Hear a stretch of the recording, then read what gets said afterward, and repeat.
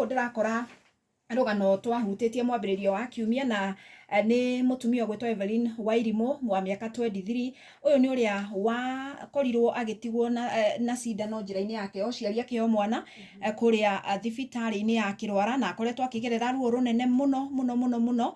No ũhoro mwega nĩ atĩ thirikari ya kaunti ya Murang'a nĩ yaugire nĩ gũkorwo ĩkĩgaramia ngarama ya kũmũrigita, na rĩu nĩ arakorirwo agĩthĩnjwo, ĩrarĩ operation ya kana ĩrĩa ĩrekĩirwo thibitarĩ-inĩ nene ya Murang'a, na arakorwo akĩrutwo cindano. Kĩarĩ kĩenyũ gĩa cindano kĩaunĩkire agĩtumwo aheo mwana na akoretwo akĩgerera ruo rũnene ũndũ nginya atarahotaga gũthiĩ, no rĩu thutha wa operation ĩyo rĩu nĩ ahotete gũkorwo agĩkĩigua wega.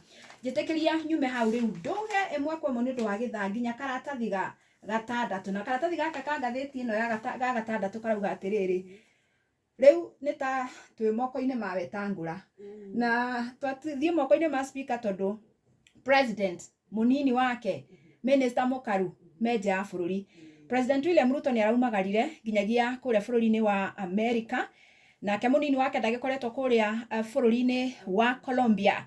Nake Musalia Mudavadi rĩ, onake nĩ arakoretwo icera kũrĩa America, ona gũtuĩka nĩ aragĩtanyĩtwo gũkorwo agĩcokereria ũtukũ wa gũkĩa ũmũthĩ. Na nĩguo ngathĩti ĩno ĩgatarĩria ĩkauga atĩrĩrĩ, obitha ũrĩa mũnene mũno thirikari-inĩ mahinda-inĩ maya nĩ speaker wa bunge ya bũrũri Moses Masika Wetangula.